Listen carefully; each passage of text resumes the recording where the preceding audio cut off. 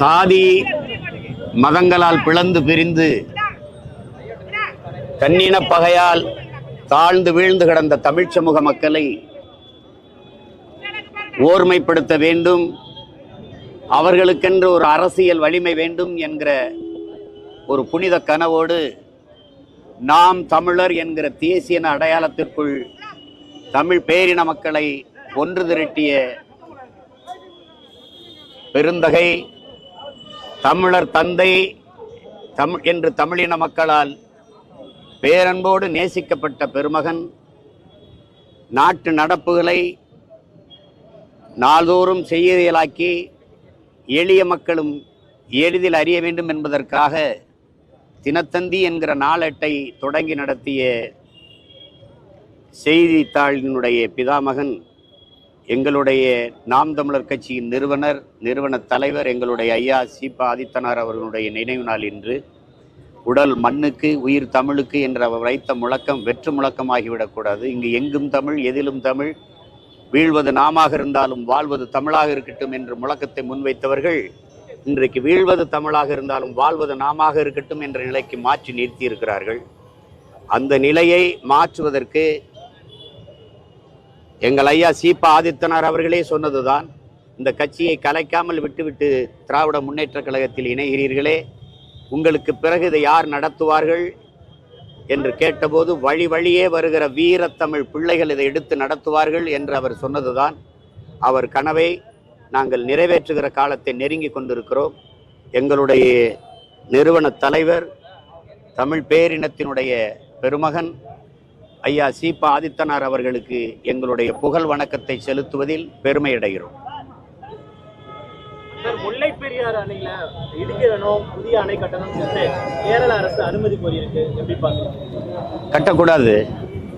அணை உறுதித்தன்மையோடு இருக்குதுன்னு ஆய்வு செய்தவெல்லாம் சொன்ன பிறகு அது வீண்முது. நீங்கள் அந்த அணை பலகீனமாக இருக்குதா? அணை பலகீனமாக இருக்குதா? அணைக்குள்ளார ஒரு அணையை கட்டுவோம். நீங்களும் கொஞ்சம் போடுங்க, நாங்களும் கொஞ்சம் போடுறோம். அந்த அணை அப்படியே இருக்கட்டும். அது பலகீனமாக இருக்குதுல்ல, அணைக்கு உள்ள ஒரு அணையை கட்டிடுவோம், அவ்வளோதானே. அதையும் இடிச்சிட்டு கட்டணும், அதுக்குள்ள ஒரு அணையை கட்டிடுவோம். கட்டின பெண்ணிக்கு பைத்தியக்காரன் ஒன்றும் இல்லை, அவன் ஒன்றும் இல்லை. அதனால் அது ஏற்க முடியாது. வேற ஏதாவது கேள்வி?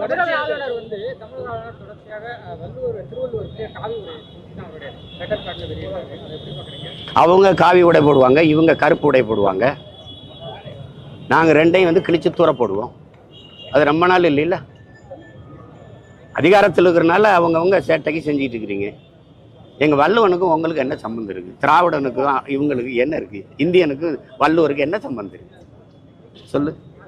எங்கள் தாத்தா காலத்தில், எங்கள் பாட்டன் காலத்தில் இந்தியா இருந்ததா? இந்துன்னு ஒரு மதம் இருந்ததா? இதெல்லாம் சேட்டை.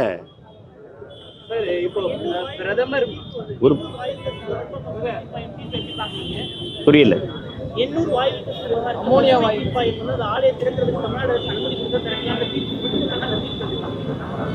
திறக்க விட மாட்டோம். அது என்ன, எனக்கெல்லாம் ஒரு வேலையும் இல்லை. இப்போ தேர்தல் முடிஞ்சிடுச்சுல, திறந்து காட்டி பார்ப்போம். நீங்க என்ன சொல்றோம்னே புரியாம வேலை செஞ்சா இப்படி ஊரா என் நிலம் முழுக்க நச்ச அலைகளை நிறுவனது யாரு? இந்த ரெண்டு திராவிடமும் இந்த ரெண்டு கட்சிகள் தான், இந்த இந்திய கட்சிகள் தான். சேட்டை அதெல்லாம். விமான நிலையம் கட்டுவேன், 8 வழிச்சாலை போடுவேன், அதை பண்ணுவேன், இதை பண்ணுவேன். வள்ளலாருக்கு நான் ஆய்வு மையம் கட்டுவேன்.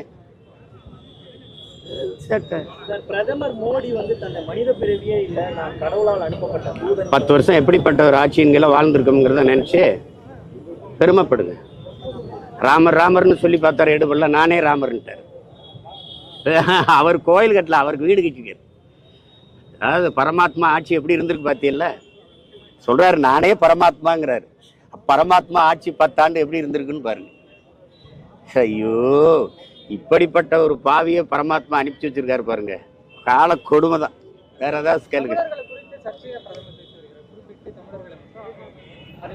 அதுதான் நீங்க சரியான ஆண்மகனா வீரமகனா இருந்தா ஏப்ரல் 19 முன்னாடி பேசியிருந்துருக்கணும் இந்த பேச்சையெல்லாம். ஒரிசால எங்கால கார்த்திகை பாண்டியன் போய் சீஃப் மினிஸ்டர் ஆக போறான்னு அங்கே போய் பேசுறீங்க. இப்ப தெரியுதா தமிழ் தேசியம் பேசுறது எங்களுக்கு எங்க அரசியல் எவ்வளவு சரியா இருக்குன்னு புரியுதா? இப்ப நீங்க அமித்ஷா எல்லாரும் பேசுறீங்க. பீகாரியா பகாரியான்னு நிதிஷ்குமார் கேட்கும்போது நீங்க எதுவும் பேசல. பஞ்சாப்ல போய் பஞ்சாப் தானே ஆளணும், எதுக்கு அரவிந்த் கெஜ்ரிவாலை உள்ள விடுறீங்கன்னு பிரதமர் மோடி பேசும்போது யாரு நீங்க பேசல. ஆனால் நான் தமிழர் நாட்டை தமிழரே ஆளணும் போது பாசிசம், சாவனிசம், செப்பரேட்டிசம் இதெல்லாம் என்னென்ன கேவலப்படுத்திக்கிட்டு இருந்தீங்க. இனவெறி, சிறங்கு, சொறி எல்லாம் பேசிட்டு இருந்தீங்க. நாட்டின் மிகப்பெரிய தலைவர்கள், உள்துறை அமைச்சர் வந்து பேசிட்டு இருக்கிறாருங்க. எங்க ஆளு அப்ப அவன் இந்தியன் இல்லை, நாங்க இந்தியன் இல்லை ஒத்துக்கிறீங்கல்ல. இங்க யாரும் இந்தியன் இல்லை. இப்போ ஒரு குஜராத்தி இந்தியாவாலாம் நாங்க எங்க ஆளக்கூடாது. எங்க மாநிலத்தை 60 வருஷமா எவன் வேணா ஆண்டுகிட்டு இருப்ப, நான் வேடிக்கை பார்த்துருக்கணும். ஆளலை, இன்னும் ஆளல. அவர் இன்னும் முதலமைச்சர் ஆளல, ஆள போறாருங்கிற ஒரு நிலைமை இருக்கிறதுக்கே இவ்வளவு பேசுறிய நீ. அப்ப 60 வருஷமா எங்களை ஆண்டுகிட்டு இருக்கிறாங்க. நாங்க இந்த மண்ணின் பிள்ளைகள் ஆள துடிக்கிறோம். அதுவே ஆகாது. ஐயோ, பாசிசம், சாவனிசம், இன வெறி, வெறுப்பு அரசியல் இதெல்லாம் பேசினே வேற. இப்ப இதுக்கு பதில் சொல்லணும்ல. என் மண் என் மக்கள் நடந்தார்ல அண்ணாமலை அவர்கள், அருமை அன்பிய தம்பி. இந்த அமித்ஷா பேச்சுக்கு என்ன சொல்றாரு? என்ன சொல்றாரு? ஒரு தமிழரா உங்க நிலைப்பாடு என்ன? உங்களுக்கு என்ன நிலைப்பாடு? காவிரி நோடி இல்ல, தமிழ்நாடு நோடி இல்ல, டீல இடத்து பிரவுடு கன்னடியான்னு பேசிட்டு போவீங்க நீங்க. ஒரிசால இன்னும் அவன் முதலமைச்சர் ஆகலை, எங்கால ஆகிறான்னு ஒரு நிலைமை இருக்கு. அதுக்கு இவ்வளவு கொந்தளிக்கிறீங்கல்ல. இதை நல்ல ஆண் மக்களா, நீங்க வீர மக்களாக இருந்தா, பெரும் தலைவர், நேர்மையான தலைவராக இருந்தா ஏப்ரல் 19 முன்னாடி பேசியிருந்திருக்கணும்.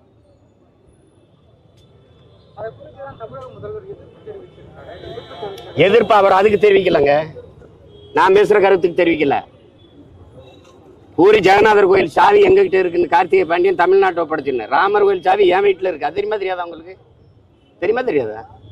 ராமர் கோயில் சாவி இருக்குல்ல, அது என் வீட்டில் தான் இருக்கு. தேவையான கேட்டு வாங்கிட்டு போங்க.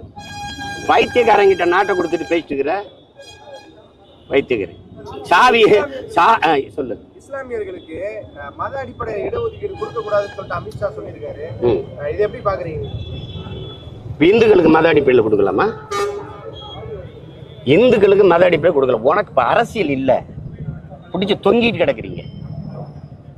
அரசுக்கு மதத்துக்கு என்ன சம்பந்தம்? 5000 கிலோமீட்டர் 10,000 கிலோமீட்டர் இருக்கணும். மதம் அவனுடைய தனிப்பட்ட உணர்வு. அதை போய் எதுக்கு அரசு ஆட்சியில் போய் அரசு அதிகாரத்தில் போய் கலக்குறீங்க நீங்க? சொல்லுங்க. இஸ்லாத்தை வெறுப்பதை எதிர்ப்பதை தவிர இவர்களுக்கு ஏதாவது ஒரு அரசியல் நிலைப்பாடு, கோட்பாடு இருக்கா? நீ எதுக்கு 24 லட்சம் டன் ஆண்டு ஒன்றுக்கு பீஃப் எக்ஸ்போர்ட் பண்றீல? பீஃப் எக்ஸ்போர்ட் ஹே இந்துஸ்தான் இஸ் நம்பர் 1 ஹேன்னு பேச தெரியுதுல? எந்த நாட்டுக்கு அனுப்பு? அவ்வளவும் இஸ்லாமியங்கிறத நாட்டு. அவன் கொடுக்குற காசு வாங்கி வக்கனே திங்க தெரியுதுல்ல? அப்புறம் ஊரானுக்கு ஊட்டி விட உள்ள வந்து சாப்பிட்டா கொண்டு வருவியா? இது ஒரு தர்மமா கர்மமா? என்னது இது? மாட்டுக்கறி ஏற்றுமதி செய்தா இல்லையா தம்பி? அத பெருமையா பிரதமரே பேசுறாரா இல்லையா? எந்த நாட்டுக்கு ஏற்றுமதி செய்யறார்? அந்த நாடுகள், அரபு நாடுகள்லாம் போய் அங்க நிற்கும் போது இந்த இஸ்லாத்தை வெறுப்ப அங்க பேச வேண்டியதானே? அரபு நாடுகளை போய் இந்து கோயிலை திறந்து வச்சுட்டு பெருமையா பேசுறீங்கல்ல, அங்க கோயிலை திறக்க அனுமதிக்கிறானே. அந்த பேரன்பு, பெருந்தன்மை, அந்த அயலானுக்கும் அன்பு காட்டுன்னு சொன்னது நபிகள் கோட்பாடு. அடுத்தவன் பசியோடு இருக்கும்போது உண்ணாதேங்கிறாரு, அது ஹராம்ங்கிறாரு. என்ன அந்த கோட்பாட்டுல உனக்கு என்ன பிரச்சனை? என்ன பிரச்சனை? இங்க இருந்த முறை எவன் ராபர்ட் கிளைவன் வாரிசு, எவன் பாபரின் வாரிசு? நீ சாதி மத கொடுமையில், சாதிய தீண்டாமை இழிவுல இருந்த பறையும் பல்லம் சக்கிலியனா இருக்கிறதுக்கு, இந்த மாதிரி இருக்கிறதுக்கு நம்ம வாங்க. பறையனா இருந்தேன், வாடா பரப்பையில என்ன பாயா மாறு, முஸ்லீமா மாறினா வாங்க பாய். என்ன பறையனா இருக்கிறதுக்கு பாயா இருக்கிறது மெல்ல மாறி போன, அவ்வளவுதானே. சாதிய இழிவு தீண்டாமையில வச்சு என்னை கொடுமைப்படுத்தின. திருப்பி மதத்துக்குள்ள போய் நிம்மதியா வாழலாம்னு சிறுபான்மைன்னு வச்சு நசுக்கிற. உரல்ல வச்சு இடிச்சா தாங்க முடியாது, குதிச்சா செக்கில போட்டு ஆட்டுற. உன் மனநிலை என்ன? நீ அரசியல் பேசு, மனிதம் பேசு. சந்திர மனத்துக்கு ராக்கெட் விடுங்கிற, இங்க காத்து இல்ல, இங்க தண்ணி இல்ல, இருக்கிற பூமியை காப்பாத்த துப்பு இல்ல. கோடிக்கணக்கா செலவழிச்சு சந்திராயனுக்கு ராக்கெட் விடுற, அங்க விடுற. சூரியனை போய் பாக்குறேன். 15 லட்சம் கோடி கிலோமீட்டர் பூமிக்கு சூரியனுக்கு. இங்க இருந்து போய் அது கிட்ட போய் என்ன பார்க்க போறீங்க? சூரியனா திமுக சின்ன ஒண்ணு பக்கத்துல சூரியன், அதை வேணா பார்த்து போ. என்ன தேவை? ஒரு காமெடி பண்ணிட்டு அலையிறது. இதுல இருந்து தெரியுதா இல்லையா? அவங்க பூரா மனநோயாளிகள்.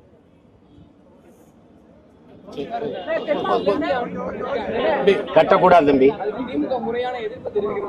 இல்ல இல்ல எதிர்ப்பு தெரிவிக்கல. இவங்க கட்சி ஆச்சு, இவங்க கூட்டணி கட்சி தானே, இவங்க கூட்டணி கட்சி தானே. இங்க இருக்கிற கம்யூனிஸ்ட், அங்க இருக்கிற எதிர்கட்சி காங்கிரஸ் என்ன பண்ணுது? இங்க இருக்கிற தலைவர் அங்க இருக்கிற தலைவரோட பேச்சு கட்டாத சொல்ல முடியாதா? மேகதாதுல அணை கட்டாத இங்க இருக்கிற பிஜேபி தலைவர்கள் அங்கே போய் பேசுவாங்களா? இப்ப தெரியுதா தமிழ் தேசிய அரசியல் ஏன் தேவைப்படுதுன்னு? ஆனா தமிழகத்துல தென் மாநிலத்துல 3வது பெரிய கட்சியா பாரதிய ஜனதா வந்து உருவெடுக்கொண்டு அண்ணாமலை சொல்லியிருக்காரு. எப்படி பாக்குறீங்க? தனிச்சு நின்று போட்டிட்டு ஆன்மகனா காட்டு. நீ இப்ப தேர்தல் ஜூன் 4க்கு பிறகு இண்டிவிஜுவலா உங்களுடைய தனித்துவ தனியா நீங்க பெற்ற வாக்கு எவ்வளவு என்னை தாண்டி இருந்துச்சுன்னா நான் கட்சி கழிச்சிட்டு போய் யார் 3வது யார் பெரிய கட்சின்னு தெரிஞ்சிடும்ல. தனிச்சு கூட்டணியா நீட்டு கூட்டிக்கிட்டு கூடாது. ஒண்டி கொண்டு நின்று சிங்கமா நிக்கணும். தனிச்சு சண்டை போடணும். அவன் தான் ஆண் மகன், அவன் தான் வீரன்.